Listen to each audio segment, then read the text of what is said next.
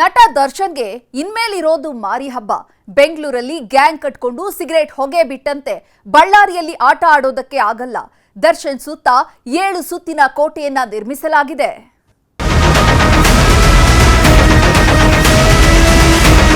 Ballari ಕೆನಗರನ್ನ isolate ಮಾಡಿ ಒಂದು separate cell ಅಲ್ಲಿ ಅದನ್ನ ಇಡ್ತಾ ಇದೀವಿ.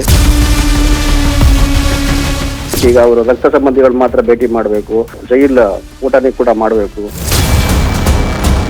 ಟೂರಿಸಂ ಮಿನಿಸ್ಟರ್ ಹಿಂದೆ ಇದ್ದಂತ ಜನಾರ್ದನ್ ರೆಡ್ಡಿ ಅವರು ಕೂಡ ಬಂದಿದ್ರು, ಅವರು ಕೂಡ ನಾನು ಅದೇ ವ್ಯವಸ್ಥೆ ಕಲ್ಪಿಸಿದ್ದೆ. ನಾನು ಮಾಡಿದ್ದುಣ್ಣು ಮಹಾರಾಯ ಅಂತಾರಲ್ಲ, ಇದಕ್ಕೆ ನೋಡಿ ಸ್ವಾಮಿ ರಕ್ತ ಅಂಟಿಸ್ಕೊಂಡು ಜೈಲು ಸೇರಿದ್ರು ನಟ ದರ್ಶನ್ ಬುದ್ಧಿ ಕಲ್ತಿರ್ಲಿಲ್ಲ. ಬಾಸ್ ಅನ್ನೋ ಬಿಲ್ಡಪ್ ಸಹ ತಲೆಯಿಂದ ಇಳಿದಂತೆ ಕಾಣ್ತಿರ್ಲಿಲ್ಲ. ಆದ್ರೆ ಖೇಲ್ ಖತಮ್, ನಾಟಕ್ ಬಂದಾಗಿದೆ. ಕಳ್ಳ ದಾರಿಯಲ್ಲಿ ತರಿಸ್ಕೊಳ್ತಿದ್ದ ಬಿರಿಯಾನಿಗೂ ಇದೀಗ ಮಣ್ಣು ಬಿದ್ದಿದ್ದು. ಒಂದು ಜೊತೆ ಬಟ್ಟೆ, ಕೈಯಲ್ಲೊಂದು ಪ್ಲೇಟ್, ಅದರ ಜೊತೆಗೊಂದು ಚೊಂಬು. ಇದೇ ಈಗ ದರ್ಶನ್ಗೆ ರಾಜಾತಿಥ್ಯ. ಸಾಮಾನ್ಯ ಕೈದಿಯಂತೆಯೇ ದರ್ಶನ್ ಕಾಲ ಕಳೆಯೋ ಅಸಲಿ ಸಮಯ ಶುರುವಾಗಿದೆ. ದರ್ಶನ್ಗೆ ಇನ್ಮೇಲೆ ಶುರುವಾಗುತ್ತೆ ಅಸಲಿ ಆಟ. ಬಾಸ್ ಅಂತ ಮೆರೆದವರಿಗೆ ಕಂಬಿ ಹಿಂದಿನ ನರಕ ದರ್ಶನ.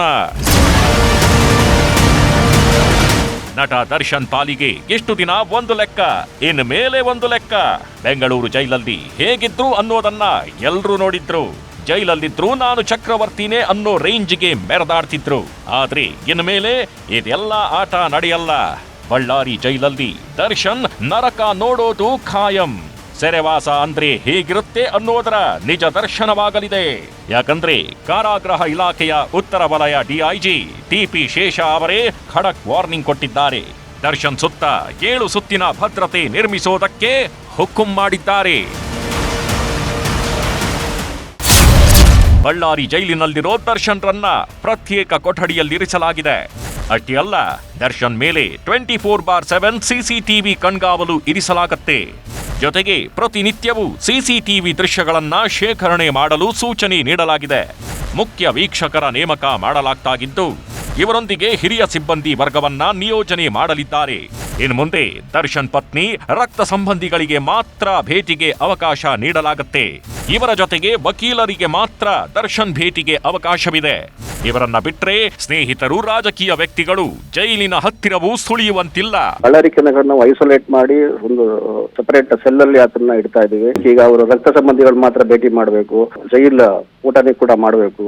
ಅವ್ರಿಗೆ ಏನು ಒಂದು ಬಿಚಾಣ, ಒಂದು ತಟ್ಟೆ, ಒಂದು ಚೊಂಬು, ಒಂದು ಲೋಟ ಏನು ಕೊಡಬೇಕು ಅಷ್ಟು ಮಾತ್ರ ಸರ್ಕಾರ ನಿಯಮದ ಪ್ರಕಾರ ಅಷ್ಟು ಮಾತ್ರ ಕೊಡೋದು. ಟೂರಿಸಂ ಮಿನಿಸ್ಟರ್ ಹಿಂದೆ ಇದ್ದಂತ ಜನಾರ್ದನ್ ರೆಡ್ಡಿ ಅವರು ಕೂಡ ಬಂದಿದ್ರು, ಅವರು ಕೂಡ ನಾನು ಅದೇ ವ್ಯವಸ್ಥೆ ಕಲ್ಪಿಸಿದ್ದೆ. ನಾನು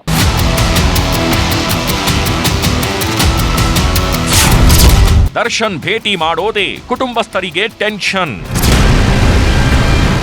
ಇಷ್ಟು ದಿನ ದರ್ಶನ್ ಭೇಟಿ ಮಾಡೋದಕ್ಕೆ ಅವರ ಇಡೀ ಪಟಾಲಂ ಜೈಲು ಮುಂದೆ ಬಂದು ನಿಲ್ತಿತ್ತು.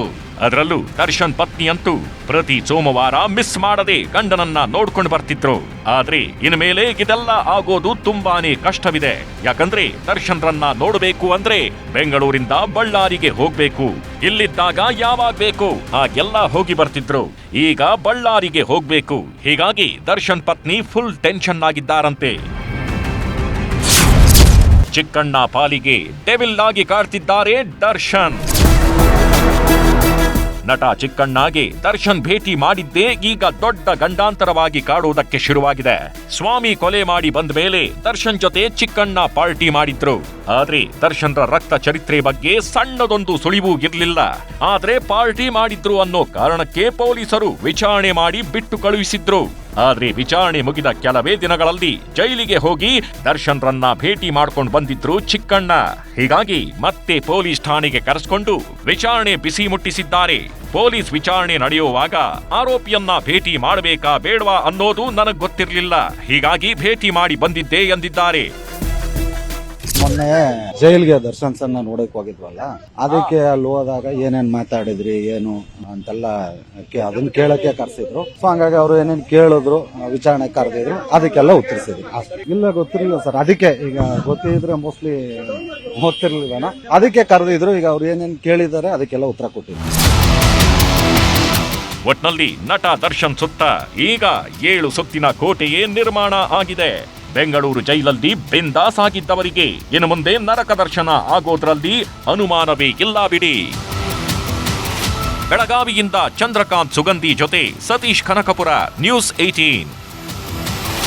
ಕನ್ನಡಿಗರ ಮೆಚ್ಚಿನ ನಿಮ್ಮ ನ್ಯೂಸ್ 18 ಕನ್ನಡ ಈಗ ವಾಟ್ಸ್ಆಪ್ನಲ್ಲಿಯೂ ಲಭ್ಯ. ಕರ್ನಾಟಕ ಮತ್ತು ದೇಶ ವಿದೇಶದ 360 ಡಿಗ್ರಿ ಸುದ್ದಿ ವಿವರವನ್ನ ನೀವು ನಿಮ್ಮ ಕೈ ಬೆರಳುಗಳಲ್ಲಿಯೇ ಪಡೆಯೋದಿಕ್ಕೆ ಈ QR ಕೋಡ್ ಅನ್ನ ಸ್ಕ್ಯಾನ್ ಮಾಡಿ. ನಮ್ಮ ಚಾನೆಲ್ ಅನ್ನ ಫಾಲೋ ಮಾಡಿ, ನೋಟಿಫಿಕೇಶನ್ ಆನ್ ಮಾಡಿ.